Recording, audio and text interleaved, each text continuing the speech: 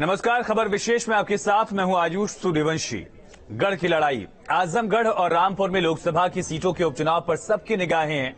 Azamgarh seat Akhilesh Yadav और Rampur seat Mohammad Azam खां के इस्तीफे के बाद खाली हुई थी। दोनों संसदीय सीटें समाजवादी पार्टी के अध्यक्ष अखिलेश यादव की सियासत के लिए बेहद अहम मानी जा रही हैं। आजमगढ़ में अखिलेश और रामपुर में आजम खान की अग्नि परीक्षा भी है। समाजवादी पार्टी का गढ़ माने जाने वाले आजमगढ़ में आज सीएम योगी ने हुंकार भरी।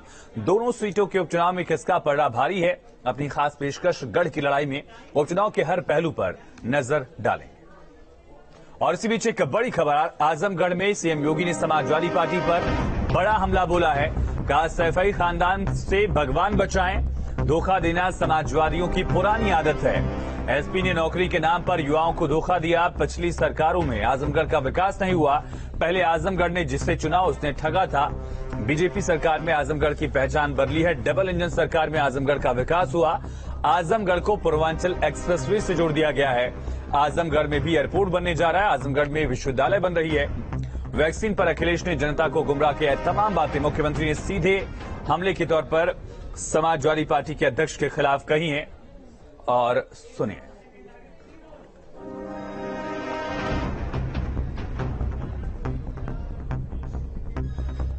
हम राष्ट्रवाद की बात करते हैं, वह परिवारवाद में आके रुक जाते हैं।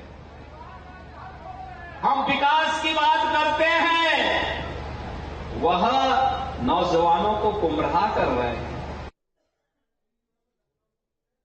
आज भारतीय जनता पार्टी की डबल इंजन की सरकार ने उन बाधाओं को दूर किया और लगा कि इसमें ज्यादा जकड़न है, तो उस जकड़न को दूर करने के लिए बुलडोजर का भी सहारा लिया है।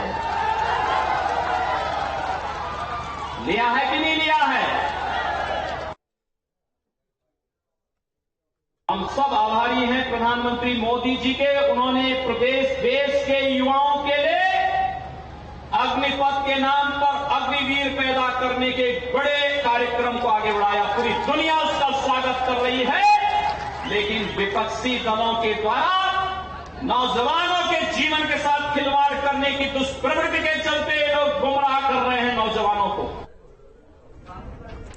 मुख्यमंत्री योगी आदित्यनाथ ने एक बड़ा हमला अखिलेश यादव पर बोला। मुख्यमंत्री ने कहा कि लगातार यहां से अखिलेश यादव और मुलायम सिंह सांसद रहे, लेकिन इसके बावजूद विकास नहीं हुआ। और निरहुआ ने भी समाजवादी पार्टी पर निशाना साधा है। निरहुआ यहां से बीजेपी के प्रत्याशी हैं, दोबारा प्रत्याशी बनाए गए। 19 में भी चुनाव लड़ा था। कहा, एसपी परिवारवादी पार्टी है, लोकल कैंडिडेट नहीं मिला। आजमगढ़ की जनता को गुमराह किया गया। दलितों का समाजवादी पार्टी ने अपमान किया है। सुशील आनंद का टिकट काटने को लेकर यह बड़ा हमला निरहुआ ने अखिलेश यादव पर बोला है। 2019 में अखिलेश यादव के खिलाफ दिनेश लाल यादव ने चुनाव लड़ा था, तब शिकस्त झेलनी पड़ी थी। अब सरकार के विकास कार्यों को लेकर जनता के बीच एक बार फिर दिनेश लाल यादव निरहुआ पहुंचे हैं। वाराणसी और गोरखपुर के विकास का भी जिक्र किया, हालांकि गाना गाकर भी लोगों को सरकार की बातें बताई हैं। लेकिन बड़ा हमला समाजवादी पार्टी पर परिवारवाद को लेकर कहा। पहले एक दलित को टिकट दिया गया, फिर दलित की उपेक्षा करते हुए उसकी बेइज्जती करते हुए टिकट काटा गया। सुनिए क्या कहा है बीजेपी प्रत्याशी ने। कि जब आप छोड़ के चले गए तो आपको पूर्वांचल में कोई नहीं दिखता है यहां लड़ने के लिए। आजमगढ़ में अहिना पैदा होने रहा।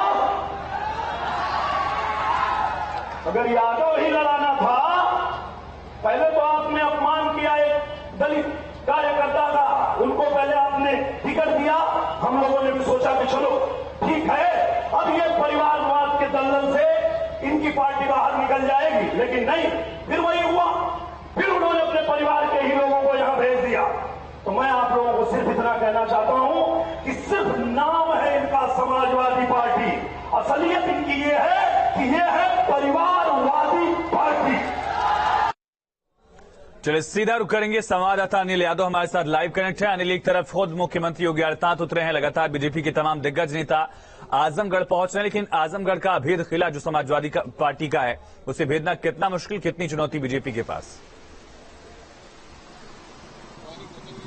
बिल्कुल, देखिए अभी हम मुख्यमंत्री की रैली को कवर करके ही आ रहे हैं। रैली बहुत बढ़िया थी और रैली से तमाम लोग जो है गाड़ियां बाइक में चले आ रहे रैली में शामिल होकर, और मुख्यमंत्री अब यहां से बिलरियागंज गए, वहां दूसरी जनसभा है। तो 2 जनसभाएं हैं मुख्यमंत्री की, और मुख्यमंत्री की सभा में दयाशंकर सिंह, अनिल राजभर, सूर्य प्रताप शाही, ये तमाम कैबिनेट मंत्री भी मौजूद थे। इसके अलावा बीजेपी के तमाम पदाधिकारी भी थे। और मुख्यमंत्री ने अपनी स्पीच में लगभग आधे घंटे तक सिर्फ समाजवादी पार्टी के परिवारवाद पर हमला बोला और अपनी सरकार के विकास की बात की। उनका कहना है कि समाजवादी पार्टी को परिवार से आगे कुछ नहीं दिखता। पहले यहाँ पे एक दलित युवक को टिकट दिया गया, लेकिन फिर उसका टिकट छीनकर समाजवादी पार्टी ने अपने परिवार के लोगों को ही दे दिया। तो मुख्यमंत्री ने एक तरफ जहाँ निरहुआ के लिए वोट मांगा, वहीं कहा कि अगर आजमगढ़ को विकास की गंगा के साथ चलना है तो जाहिर बात है कि यहाँ से कमल खिलाना ही होगा। और निरहुआ ने भी जिस तरह से सम्मा बांधा, गाकर अपनी बात कही और लोगों से आशीर्वाद और वोट मांगा, उससे साफ पता चल रहा है कि लड़ाई जो है बहुत दिलचस्प है। हालांकि मुकाबला त्रिकोणीय है, गुड्डू जमाली भी बीच में इस पूरे मुकाबले को बेहद रोचक बना रहे हैं। और मुख्यमंत्री अब सीधे निकल गए हैं बिलरियागंज में दूसरी सभा के लिए। तो यहाँ बैक टू बैक सभाएं हो रही। कल आजम खान आए थे और अब आने वाले कल और परसों में अखिलेश यादव आ सकते हैं, ऐसा कहा जा रहा है। तो तमाम दलों ने अपनी पूरी ताकत झोंक दी है, क्योंकि रामपुर में इतना जोर देखने को नहीं मिल रहा है, क्योंकि आजमगढ़ नाक की लड़ाई बन गया है कि कभी सपा और बसपा का दोनों का गढ़ हुआ करता था, लेकिन इस गढ़ को जीतना चाहती है बीजेपी। इसलिए पिछले कई दशक से, पिछले कई सालों से, कई चुनाव से लगातार मेहनत कर रही है। और बीजेपी को लगता है कि इस बार सबसे अच्छा मौका है। अखिलेश यादव ने जिस तरह से सीट छोड़ी है, उससे लोगों में बीजेपी को लगता है कि एक गुस्सा है कि उनका सांसद उन्हें 3 साल के कार्यकाल में ही छोड़ गया। तो निरहुआ को दोबारा टिकट मिला है, इसीलिए बीजेपी तमाम अपने नेताओं को यहाँ भेज रही है और एक के बाद एक रैलियां हो रही है। तो बीजेपी को लगता है कि जो समाजवादी पार्टी का गढ़ कहा जाता है, दुर्ग कहा जाता है, इस दुर्ग को गिराने का ये सबसे अच्छा मौका है बीजेपी के पास। अनिल, क्या 26% यादव वोटर्स में समाजवादी पार्टी के काडर में सेंधमारी कर पाएंगे निरहुआ? क्या राजभर वोटर जो 70-80 हजार यहाँ पे लोकसभा सीट में आते हैं, वो कितनी निर्णायक भूमिका में होंगे? और खास करके गुड्डू जमाली की जो लड़ाई त्रिकोणी बनाने की जो कोशिश है, मजबूती से वो मुस्लिम और दलितों का साथ लेकर आगे बढ़ने की कोशिश कर रहे हैं, वो समाजवादी पार्टी के लिए मुश्किल पैदा कर देगा? देखिए, दिनेश लाल यादव पूरी कोशिश कर रहे हैं कि उन्हें यादव वोट बैंक में सेंध लगाने को मिल जाए और एक बड़ा वोट शेयर जो है यादव वोट बैंक से उनको मिल जाए। इसलिए मंच पर जब आज उन्होंने अपना भाषण शुरू किया तो उन्होंने कहा कि क्या अखिलेश यादव को आजमगढ़ का कोई यादव नहीं मिला चुनाव लड़ाने के लिए, जो सफाई से धर्मेंद्र यादव भेजे गए हैं। तो देखिए, वो लगातार कोशिश कर रहे हैं कि यादव वोट बैंक में सेंध लगाएं। दूसरी तरफ अनिल राजभर आए थे, कैबिनेट मंत्री हैं। ओम प्रकाश राजभर समाजवादी पार्टी की तरफ से लगातार कैंपेन कर रहे हैं, तो अनिल राजभर बीजेपी की ओर से लगातार यहाँ बने हुए। और आजमगढ़ में महाराजा सुहेलदेव के नाम से एक यूनिवर्सिटी भी शुभारंभ किया गया, उसका कार्य जल्दी शुरू होने वाला है। बिल्कुल। तो राजभर वोटों में भी बीजेपी सेंध लगाने की कोशिश कर रही है और बीजेपी को उम्मीद है कि गुड्डू जमाली बड़ा मुस्लिम वोट बैंक जो है वो समाजवादी पार्टी से काटेंगे, वो अपनी तरफ ले जाएंगे। और जितना मुस्लिम वोट बैंक गुड्डू जमाली काटेंगे, बीजेपी समाजवादी पार्टी को उतना ज्यादा हर्ट करेगा। और देखिए, ब्राह्मण, ठाकुर, बनिया, ये वोट बीजेपी के साथ है। निषाद वोट बैंक भी बीजेपी के साथ है और पटेल और मौर्य वोट बैंक भी बीजेपी को लगता है कि उसके साथ ही रहेंगे, क्योंकि उन्होंने सरकार में हिस्सेदारी दी है इस वोट बैंक को। तो देखिए, ये तमाम जातीय समीकरण है, बीजेपी को लगता है कि उसके साथ है। लेकिन जो इतिहास रहा है वो बीजेपी के साथ सिर्फ नहीं है, बाकी चीजें सब बीजेपी के साथ है। सरकार है और प्रशासन उनके साथ है, मुख्यमंत्री के लगातार दौरे हो रहे हैं, पूरा भोजपुरी इंडस्ट्री निरहुआ के लिए प्रचार कर रहा है। तो सब कुछ जो वर्तमान में है, वर्तमान बीजेपी के साथ दिखता है, लेकिन भविष्य ऐसा रहा है जिसको बीजेपी के लिए बहुत अच्छा नहीं कहा जा सकता। तो वर्तमान और भविष्य की लड़ाई है। क्या पुराने पास्ट से बीजेपी पार पा पाएगी या समाजवादी पार्टी पुरानी सफलताओं को दोहरा पाएगी? क्या निरहुआ संसद जाने में कामयाब रहेंगे? ये तमाम सवाल हैं जिनके जवाब हमें अगले कुछ दिनों में मिलेंगे। लेकिन हकीकत यही है कि इतना रोचक मुकाबला, इतनी यहाँ गर्मजोशी, इतना प्रचार तो विधानसभा चुनाव में भी देखने को नहीं मिला था जितना इस लोकसभा के उपचुनाव की लड़ाई में देखने को मिल रहा है कि 2 साल का सिर्फ कार्यकाल या उससे भी कम का कार्यकाल बाकी है। लेकिन ये नाक की लड़ाई है और इसीलिए समाजवादी पार्टी, बीएसपी और बीजेपी तीनों बिल्कुल गुत्थम गुत्था है और नेक टू नेक फाइट कर रही हैं। पीएसपीएल के एक नेता हाल में बीजेपी में शामिल हुए हैं। शिवपाल यादव लगातार नाराज चल रहे हैं। ओपी राजभर को ये दिक्कत थी कि उनकी पार्टी से किसी को भी विधान परिषद, खास करके उनके बेटे को नहीं भेजा गया। उसके बाद भी वो प्रचार कर रहे हैं। क्या पूरी शिद्दत, पूरी ताकत के साथ वो प्रचार कर पा रहे हैं?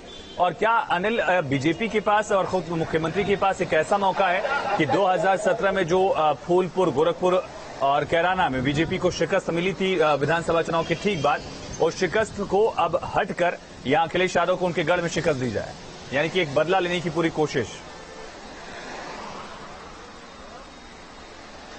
बिल्कुल। बिल्कुल, देखिए इससे सुनहरा मौका नहीं मिल सकता है, क्योंकि निरहुआ ने इस लड़ाई को स्थानीय बनाम बाहरी बना दिया। उनका कहना है कि सैफई परिवार ही आएगा, मुलायम सिंह सैफई से आएंगे, अखिलेश यादव सैफई से आएंगे, धर्मेंद्र यादव आएंगे, कभी डिंपल यादव की बात होती है। तो उनका कहना है कि क्या यहाँ आजमगढ़ से कोई लड़ने लायक नहीं है चुनाव। चलिए अनिल, मुख्यमंत्री योगी आदित्यनाथ आजमगढ़ में ही मौजूद है, आज 2-3 सभाएं उनकी हैं। क्या कह रहे हैं मुख्यमंत्री योगी